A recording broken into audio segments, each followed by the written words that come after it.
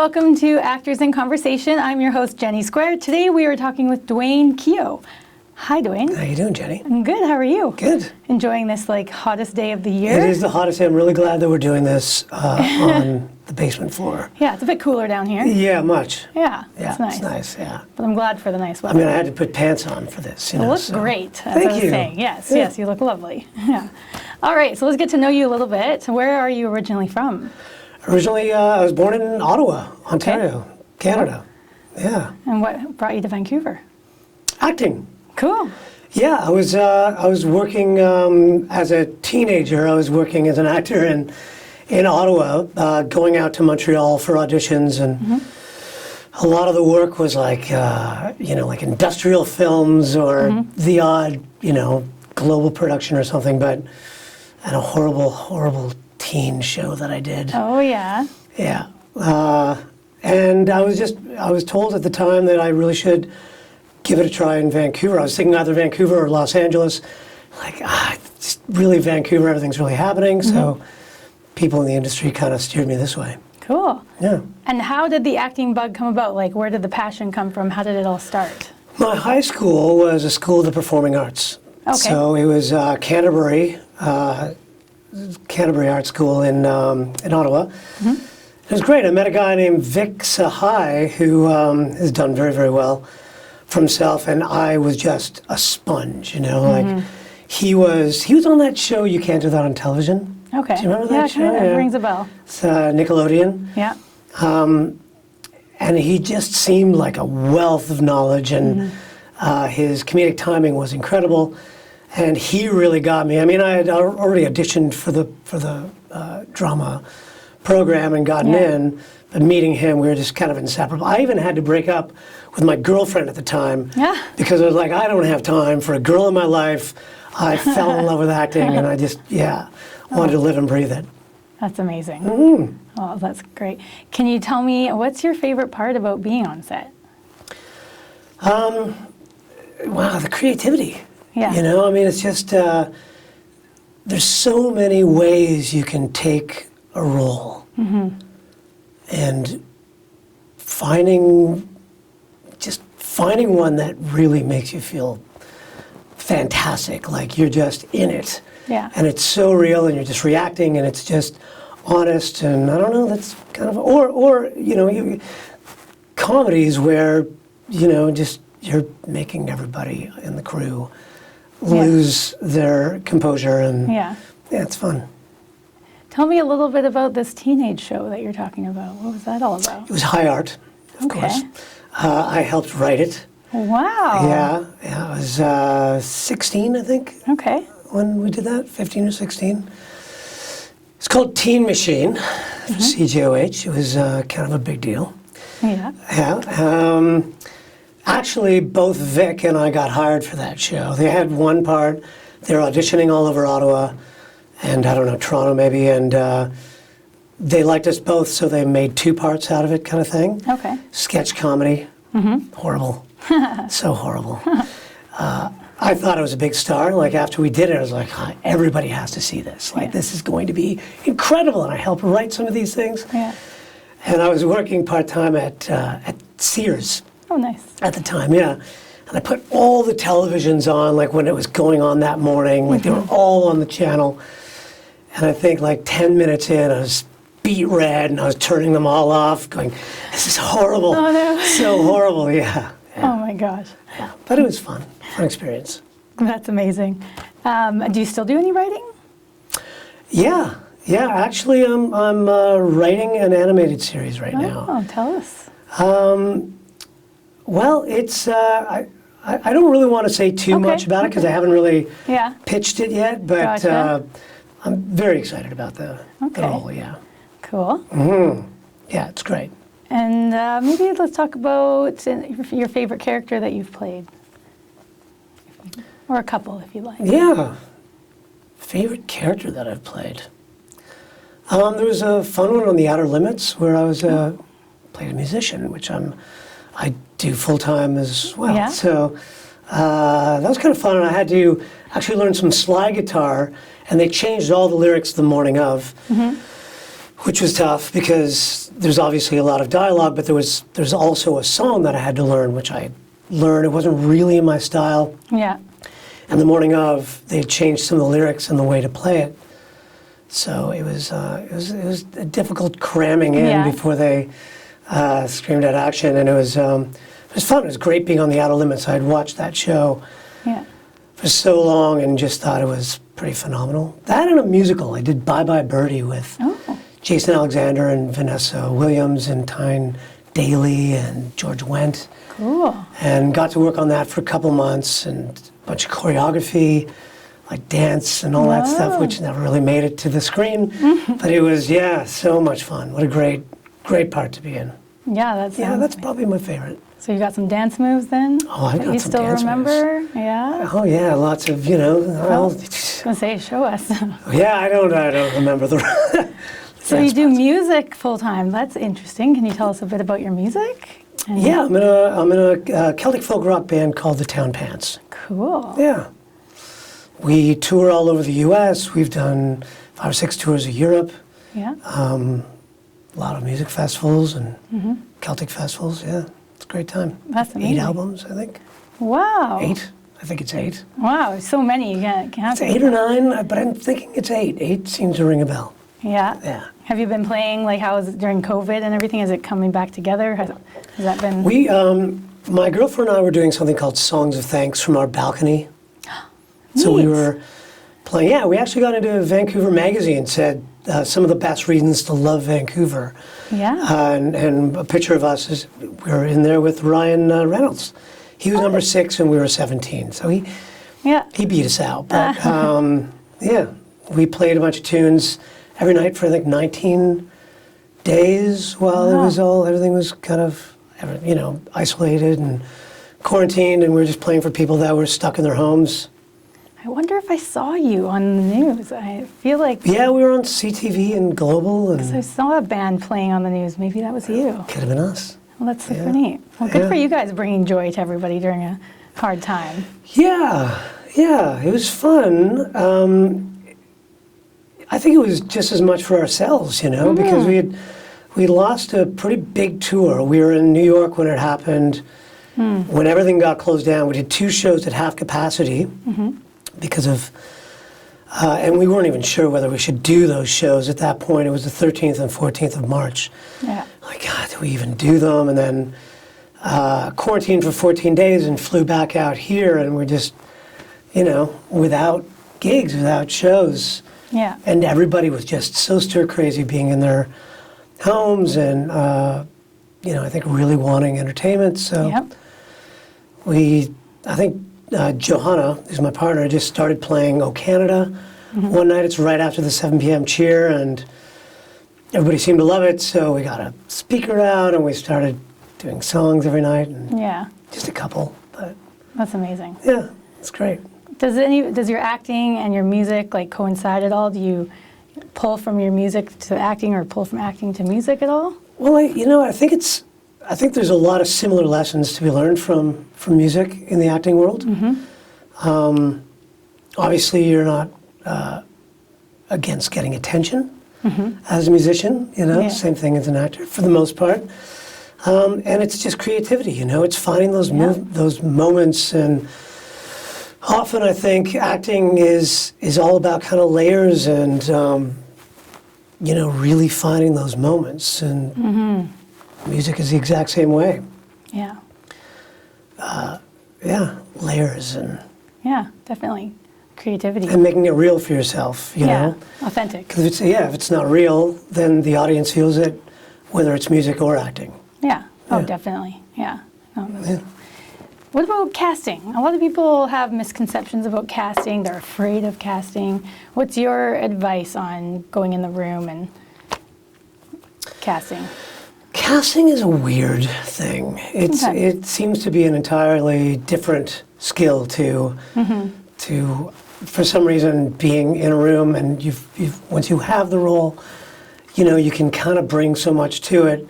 Seems like casting is just so sterile, and you're so under a different microscope. Yeah. It seems. I don't know. A lot of people seem to listen to music before they go into the room. which relaxes them or gets them into the role. Yeah, I don't know. When I'm on a roll, when I'm getting, when you get hired and then you get hired again, and you have an audition while you're working on something, you can do no wrong. Yeah, I got confidence. Yeah, you just, you've got way too much confidence, and you walk into that casting room, and I think you exude it, It just comes out, and but when you haven't worked in a while, it's the exact opposite, and you're like, that's me, I gotta get this part. It'd be so great, I want this part so bad, and I think you smell of that desperation as well. So it's a tough thing. I think you have to have a life outside of acting in order to be able to go into the room and feel confident, and then, schedule something. Schedule a coffee, date, or you're going to play squash with your friends, or you're just doing something that will take you off, take you out of that mindset of like going over what you did in the audition. Because there's nothing worse than coming out and going, now I get what I should have done, or what have you, and you're like, well, you can beat yourself up about it all day long, or go do something and forget about it, or maybe make notes and remember it the next time, For next time. Yeah. But brush it off, right? Yeah, which is a tough thing to do, especially when it's one of those really beefy roles that you just absolutely know would, could change your career. Yeah, for sure. It'd be nerve-wracking. Oh yeah, there were roles that I remember going out for one in the X-Files where it was me and this other guy, and it was just such a wonderful role where a police officer that, I remember, poured gas, like the person was making him do that thing, making him pour the gas all over his head and lights himself on fire. Jeez. Yeah, he has no control over it, so he's just doing it, and it was such an emotional, strong, beautiful role, and I remember, I just remember waiting on that phone call when I knew it was like my third or fourth audition. It was between me and another guy, and I was just like, come on, because you just know how much that could change your career, especially when the X-Files was like so big at the time. Oh yeah. Yeah, and then you don't get it, and you're like, oh man, damn it. Yeah. Now I gotta go play squash. I'm gonna try to make myself forget about this. Yeah, exactly. Yeah. Oh, but it's so. But you were it was you against somebody else, so that also must make you feel confident. Like even though you don't get the part, right? Oh yeah, for sure. Next time. Yeah. I mean, you have to be proud of the fact that you got to a certain point. I mean, even if you get a callback, I think you have to be happy with what you did. Yeah. And then, I know that there's roles that I didn't get because, you watch, if you actually see the part and you're like, oh, okay, they went with a blonde family. Right. Or, the guy had blue eyes and was taller. Or something simple just like a that. totally different type. Yeah. So, you understand and you're like, but I think you come out of auditions knowing when you nailed it. Right. Yeah. For the most part. Although I have come out of auditions saying, oh, that was not my best work, and then got the role. And you booked it. Which is always mind-boggling. I'm like, what? I got that part? Yeah. All right. Weird. Yeah. So then when you get the call back, do you do the same thing, or do you change it up? Well, if I wasn't happy with what I did in the audition, but then they were. I just try not to do that thing again, but you just have to trust that they like what you're bringing to it. Right. Your personality or some of your choices, maybe not all of them. Yeah. So, yeah. Or maybe everyone else that auditioned was horrible. Yeah, hopefully. Yeah, hopefully, yeah. I don't know. That's mean, but take us a little bit through your prep, like when you get your audition until you go into the room. Like what kind of prep do you do to get into? Depends on the role, I guess. But I do like to get. I read a book by Uta Hagen. Okay. And it was just a wonderful. God, what is it? I forgot the title of it. Lindsay, you would know it. We'll have to look it up. Uta Hagen. It's Respect for Acting, I think it's called. Okay. I read it a few times, and it really, it was interesting the way they looked at preparing for a role, and it was really in depth, really knowing that character in and out, so that if you're asked to improv at all, you have a pretty good sense of that character, so there's nothing really that can throw you in that role, which I think is nice. So it's that finding those moments that really speak to you. And I think if you can find those, then it's gonna show on the camera, and it's gonna translate on film. Yeah.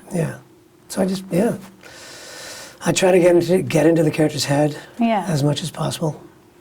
Cool. And work the lines. I was going to say, and what do you do for So much. memorization? Yeah. You just work like with somebody else?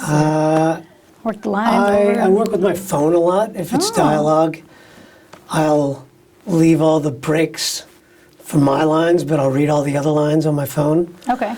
So I'll have it going through the house, through a Bluetooth speaker, what have you, and I'll just have it on loop, so I'll be doing the scene with myself. Yeah. Yeah. Cool. I'm a pretty good reader, so I get to hear my own voice talking back to me, but it's great. Yeah. Yeah. Cool. That's really good advice. Are you an actor as well? I do kind of. I just sort of started in the last couple of years, so yeah. Oh, okay. Yeah. So yeah, it's really good advice for me too. Yeah, well, it really works, having those phone apps. Yeah. Do you have a certain app that you can recommend? I just use voice memo. Okay, on the phone. I do know a friend that Michael Tagan, another actor buddy of mine, that uses one. I can get you the name of it, but actually you can record all your lines and everyone else's lines. Yeah. And you can either play them together, so if you just want to listen to them while you're driving and not do your own lines, or if you want to take yours out or theirs out. Right. Yeah, I'm sure there's lots of apps out there. I've Yeah. heard of one called Rehearsal. Not sure. Yeah, that could be it. I'm not sure. Maybe. Yeah.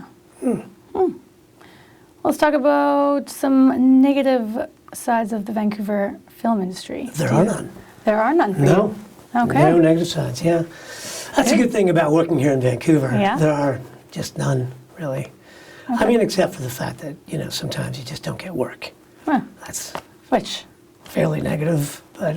that's a pretty good positive outlook. What Yeah. about positive sides? What's your most positive side of the Vancouver film? I'm kidding. I'm sure there's lots of negative sides of working Yeah. in Vancouver. I just love, the film industry here. Yeah. It's great. So What's your, the only problem is I don't seem to work enough lately. yeah. But I think that's every actor. Every actor just wants to be working more. So Yeah. yeah. And what's your favorite part then about the film industry? Favorite part about the film industry? It used to be craft service, I think. Huh? Well, I've had that answer before. Have you? Yeah. It's just, it's just always there. And So good. so many things, so tasty. So, Yeah. yeah. I always love getting a trailer. Oh. I don't know why that's always exciting, to just have my own trailer with Yeah. some amenities and stuff. Yeah. I don't know. It's those little things. Yeah. Maybe working with lots of the other actors on set. Does it become kind of like a family when you're on set for the day? Yeah. Yeah, that must be kind of fun. Yeah, depending on who you're working with, I guess. Right. But I've been really lucky. Everyone that I've worked with has been delightful. Yeah. I don't think I've ever worked with anybody that was a real pain in the butt. No. What about directors and things like that? Is it always fun to work with? I wouldn't say always. Not always. Yeah, but again, I've been very lucky.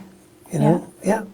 I've been really lucky with some of the people I've worked with. They just pull you in on the, and I think it's probably because I have a bit of an improv background as well. Okay. Sometimes they want to see what you're going to come up with,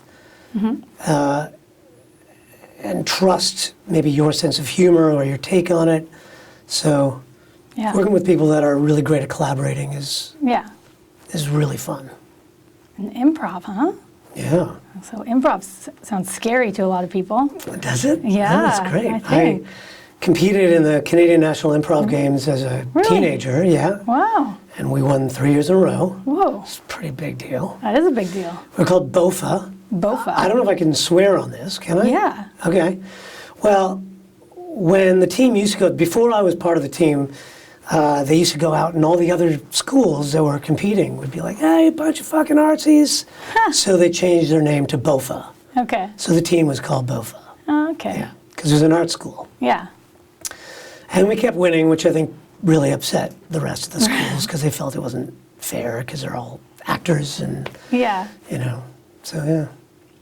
Do you still do any improv around A little the city? bit, a little bit. I was doing at Vancouver Theatre Sports. I was doing some. Okay. It's on their rookie league, and yeah, you know, improv is just—it's so much fun, and so many of my friends are in it. That Yeah. I think it's just something once you.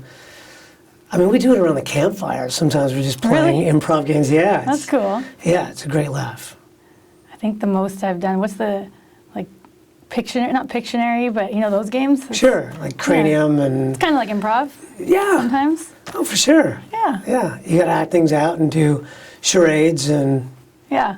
yeah. It's fun. There's a wow. I'm really bad with app Book? names. Oh, app. But there's a bunch of improv apps where they'll give you the game and explain it to you, and then you can play it, Really? sort of thing. Or if you have a game that you came up with, you can submit it. Okay. Yeah. So if you're ever looking for improv games, you can Yeah. look up improv apps. What about any improv recommendations, like around the city for people that are looking into it? Oh well, I mean everything's on hiatus right now. Oh yeah. So everything's online too. Kind of Yeah. hard to do improv on Zoom. I'm Yeah. guessing. I really don't understand. I don't know what's going to survive the Yeah. pandemic, to be honest, because Yeah. there's a lot of but there's great. Vancouver Theatre Sports is fantastic.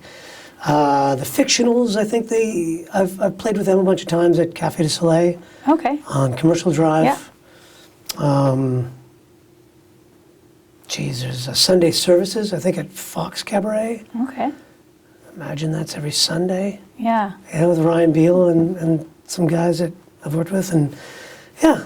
So there's a lot of There's great a lot. improv in Vancouver. Yeah, I've been to the Vancouver Theatre Sports. That's Have on you? Granville Island, right? Yeah. Yeah, and the guys from Whose Lines Is It Anyway? Right? Yeah, Didn't they Colin used to- Mockery and Ryan Stiles were. Part of it, like Yeah. back in the day. Yeah, although they still join in. They come by. Yeah, I have a couple of friends that do improv there. Yeah. Really? Yeah. Who's that? I wonder if you know Ed Witzke No, I mean I probably. and Lauren No, it's- McGibbon. Oh yeah, I know Lauren well. Oh yeah. Yeah, she's Cool. great. She's very funny. She's so funny. Yeah. Yeah. Oh neat. We'll have to tell her you Yes. here today. Tell her Tell her I to say hi. For sure. Yeah. Can you give us your best advice for actors that are maybe starting out? And what would you want to tell them? I think in Vancouver, you have to kind of do the workshops. Okay. I think that's a really smart way to go. If you've studied acting most of your life, then go to an advanced class. But I think sometimes that's the best way. I think word of mouth, unfortunately or fortunately, is the way to kind of get seen by casting agents, because I think a lot of these casting agents are asking the acting teachers, or asking the people who are putting on these workshops, Yeah. who's great, who stood out, Okay. what's this person like. So unfortunately, it kind of costs a lot. Yeah. You might have to spend $800 to do a workshop in order to be seen by casting agents. Right. You know what I mean? So that's one of the downsides, I guess, of the Vancouver film scene, but it's a way in, and Yeah. the workshops are still worth going to, as long as you pick a good teacher. Yeah. Cool. Workshops. That's really good advice. Yeah, Yeah. yeah. I think it's great. Yeah. I mean, you're always gonna pull something from those workshops, even if you are an advanced actor. It might even just, jog your memory of some of the stuff you learned in when you were a teenager, or when you started out, that you just kind of like, oh yeah, right. That's good advice. Yeah. It may not be $800 advice, but. Well, and I think it's networking is kind of what you're saying too, Yeah, right? it's Like yeah. networking is a big part that Oh, a lot for of sure. people are scared to do. They're not aware that they should be doing, and you can network at those sorts of things, right? Yeah. Yeah, and let your agent know if you don't have an agent, or if you have an agent, let them know that you're willing to do student films and indie films, and I say do whatever you can, Yeah. so that you're not rusty and you've got a really nice reel, and work with as many, because these directors coming out of Vancouver Film School or UBC, they're going to be working on bigger projects at some point, and so if you work with them when they're in school, it's a great way to get your foot in the door. Yeah, build the relationship ahead of time. That's a really good advice. Well, Yeah. thanks. You're welcome. Yeah. And getting an agent, I know a lot of people talk about that and find it a hard time. Do you think like calling or sending hard copies of your resume? What advice do you have on like? I have no idea. I was really, really lucky. You're a lucky one. Yeah, I've always. So my first agent was recommended, like by one of my teachers, my mentor at the time. Okay. Abby Hagyard. When I was 15, she was my acting guru, I guess. She was also on You Can't Do That on Television. She played the mom character. And I worked with her a bunch, and she got me my first agent in Ottawa. And then for some reason, when I came out to Vancouver, I already had a pretty good resume, I think, for you're on. for like a 20-year-old. I had all sorts of, I was already full member of ACTRA and since I was 16, and a pretty good resume. Yeah. And went to art school, so it was really, really easy to get. Started out well. Yeah, and I think maybe also because I was young, and at this point to get a new agent, I think it would probably be a bit more difficult, It's hard to say, but yeah, I mean, so, talk to other actors, and there's some agents that you absolutely don't want, that might be interested in you. So I started out with a fantastic agent here called Van Gogh Talent, and they only had a small roster, which is really great because they gave you a lot of their time. And I think each agent can only submit, this might be old, but I think it's 4 of their actors for any given role. Okay. I think that's why something like The Characters, who I'm with now, might have 20 agents. So each agent can still put out 4. So The Characters has a much better chance of getting one of their actors in. Gotcha. Right? But it's also a little easier to get lost in the shuffle than a very big agency, which is what I didn't want to do as a teenager, as young 20s. So I went with a smaller agency that I knew I would be featured. Gotcha. Yeah. Yeah, your Characters is great. Pardon me? Characters, I hear they're great. Yeah. Esther Cohen is my agent right now. Yeah. Look her up. She's fantastic. Yeah. Yeah. Oh. So what would you tell your teenage self now? Anything? Oh boy. As an actor, like what would you sit down and say to them on set? It would take longer than a month of conversations with myself. Really? Oh yeah. Wow. Like I was, 20-year-old Duane had way too much confidence. just way too much. Just dial it down. Yeah, which is a good and bad thing. Yeah. I'd probably say invest in Apple. Right. It's a tough thing, looking back. And so when I was 27, I was working quite a bit as an actor, but I was also doing music on the side. And I'd had my nose broken so many times that I had some really bad kind of breathing, just all sorts of stuff going on. Right, yeah. That I had to have surgically fixed, but it went horribly wrong. Oh no. So, I died on the operating table, and I got 9 pints of blood. I was in ICU for a couple of days. It was. Oh my goodness. It was pretty bad. Yeah. And when I came out, I was in phenomenal shape at the time, and I couldn't climb a flight of stairs. Wow. After this, and had 2 big scars on my neck. Wow. So I started going out for roles where they'd be like, Duane, you're our first choice, but we're going for the second choice because we're just worried about close-ups. These were really, really knotted. They were really hard to cover with makeup at the time. Right. And I had that happen to me for about 6 months of just constantly getting rejected because of these scars. Yeah.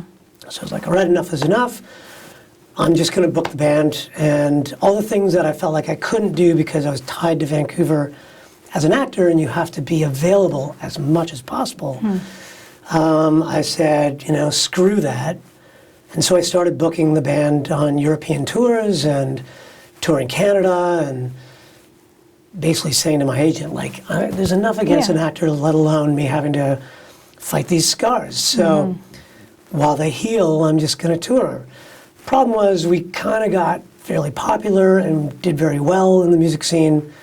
Got fans that wanted us to tour more. And then it was really hard not to tour. Yeah. And by the time I was like, okay, I told my agent, I toured for 5 years. I think these are pretty easy to cover with makeup now. Yeah. My resume was so old that it was really hard to get me in to see casting agents again. And some of the casting agents had moved on and changed, and all the ones that loved me and kept bringing me back weren't necessarily the prime casting agents or working as much. And so I don't know, maybe I would tell myself not to tour as much, and on the other hand, I love the life of a musician and how much I've it's funny, if I wasn't doing that, I would miss that so much. Exactly. But because I've done so much of that, I miss acting so much. Yeah. You know what I mean? And I am such a ball of energy when I am on set. Like, I just have to hold it back. I'm so excited. I'm like a little kid. I'm so excited. Whereas I do music so much that it's rare that I get nervous for a show or it's just not really as new. It's still exciting and great. Right. It's just not it feels like there's not as much on the line. Yeah, it's very familiar. Yeah, I guess so. I've gotten too used to it. Yeah. Whereas acting, I'm still like, I'm nervous, and that energy is kind of addictive. Oh, definitely. Well, I think it's good that it's a good problem to have in a way. We had your music, you still had that creative outlet to turn to, right? Yeah. So you're lucky in a way, I think. Yeah, well, made my own luck because none of my agents were really booking our band or anything. And when I just needed to, I just buckled down and became the booking agent and manager for my own band. Yeah. So, or created work, I'd go out and convince bars to have us every Monday night, Right, yeah. Like if there's a place in North Van that I was like, what's your most dead night? Like where you sell, almost nothing, like Mondays. So I'm like, all right, give me 2 months with your Mondays and I'll make it your busiest night. And sure enough, there's a lineup out the door, and it was packed, and it was so great. I mean, That's awesome. It took a few weeks, but yeah. That must feel good. Felt really good, yeah. I want to see you play. Yeah. If you're allowed to right now. We turned that into like a hospitality evening thing. Yeah. I gave out like 10,000 tickets to locals, and That's awesome. the place only held 120. Good for you. Like, you make your own luck. Yeah, kind of. Awesome. Well, before we go, do you have any last words of wisdom to share with everyone out there? Words of wisdom. Words of wisdom. Oh, wow. Good luck with the rejection, and try not to take it personally. I would. It's really easy to beat yourself up. I think when you don't get a part, it's really easy to just get down on yourself.